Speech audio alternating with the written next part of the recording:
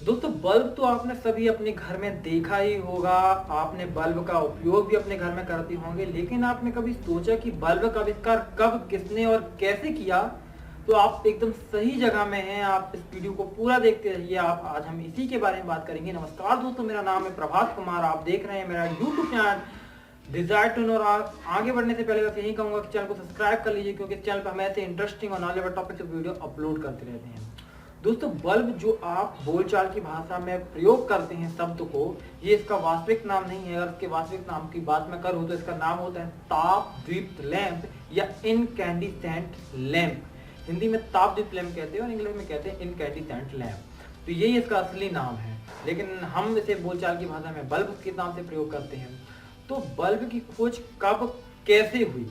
कब तो हुई ये आपको समझ में आ जाएगा, पर कैसे हुई समझने के लिए सबसे पहले आपको बल्ब का स्ट्रक्चर जरा समझना होगा। आज आपके घर में CFL है, LED है। उससे पहले आप घर में जो 100 वाट का बल्ब प्रयोग करते थे, उसमें क्या होते, 3 भाग होते हैं। पहला जो उसके ऊपर का कांच की कवरिंग होती है, उसके बाद जो अंदर का ब्लैंक वाला भाग, खाली भाग होता था, और आखिरी में एक फिलामेंट लगा होता था, वो जो जलता था।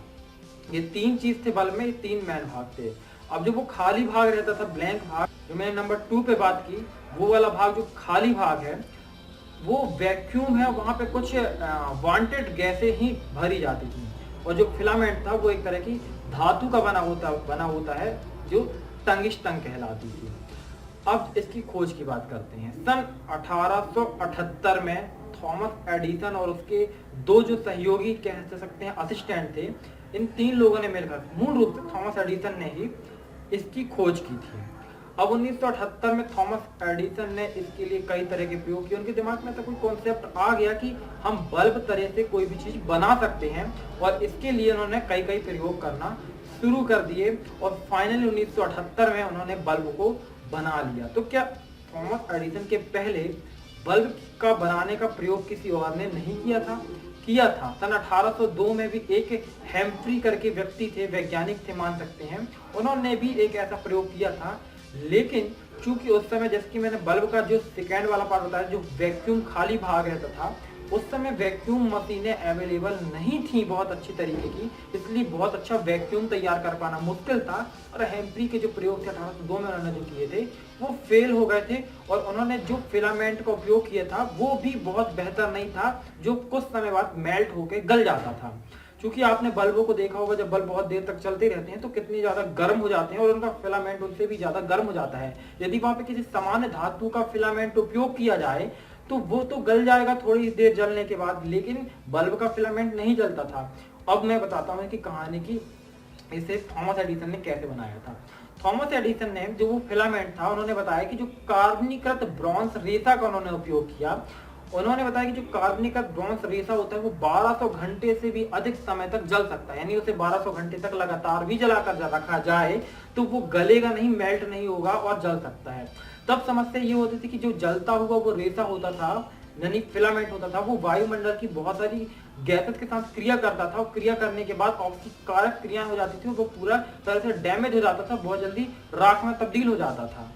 तो इसे रोकने के लिए उसके ऊपर एक कवरिंग जरूरी थी। कवरिंग तो की गई, लेकिन कवरिंग करने के बाद उसके अंदर बहुत सारी गैसें जो ऑटोमेटिक अवेलेबल होती थी वो भी नुकसान करती थी। तो कवरिंग करने के बाद उसके अंदर जो गैसें भरी हुई होती थी उसे भी बाहर निकालना एक बड़ा काम था, जरूरी काम था।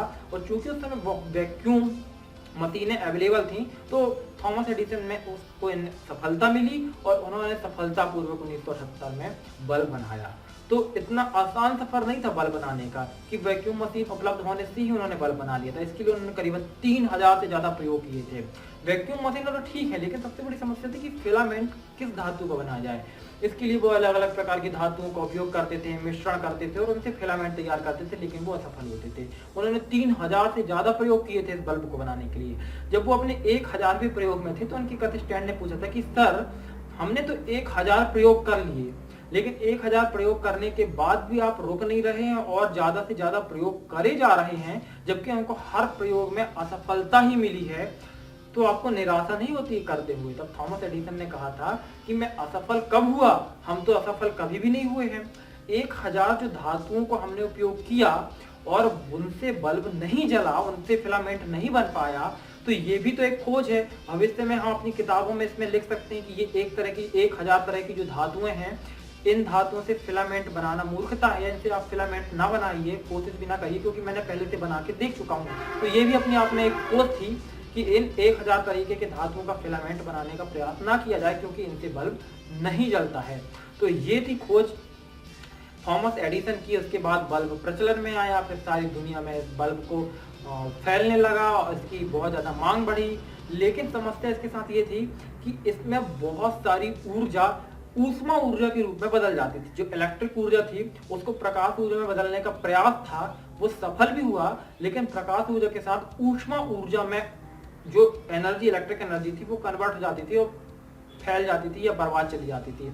आपने बल्बों में देखा होगा, जब आप उसे होल्डर में लगा कर चालू करते थे तो थोड़ा देर बाद बहुत ज्यादा हीट हो जाता था, वो गर्म हो जाता था। वो तो ऊष्मा ऊर्जा में आपकी इलेक्ट्रिक ऊर्जा व्यर्थ हो रही थी। तब एक डिमांड उठी कि कोई ऐसा बल्ब तैयार किया जाए जो ऊष्मा ऊर्जा का जो खर्च हो रही है, खत्म हो रही है अनायास ही, उसको संचित किया जा सके, उसको बचाया जा सके।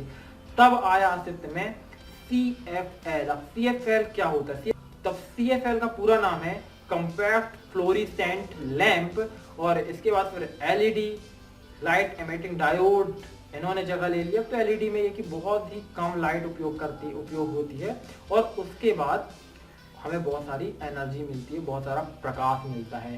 तो ये थी कहानी बल्ब की, उसके विकास की और उससे जुड़ी हुई कुछ तथ्यों की। तो मुझे लगता है ये जानकारी आपको पसंद आई होगी। ऐसी और आप बातों के लिए आप मेरे चैनल को सब्सक्राइब यदि अभी तक नहीं किया है तो प्लीज सब्सक्राइब कर लीजिए, वीडियो को लाइक करिए, सोशल मीडिया पर शेयर करिए, कमेंट करिए कि वीडियो आपको कैसी लगी। और आपको बहुत बहुत धन्यवाद कि इस वीडियो को आपने आखिरी तक देखा।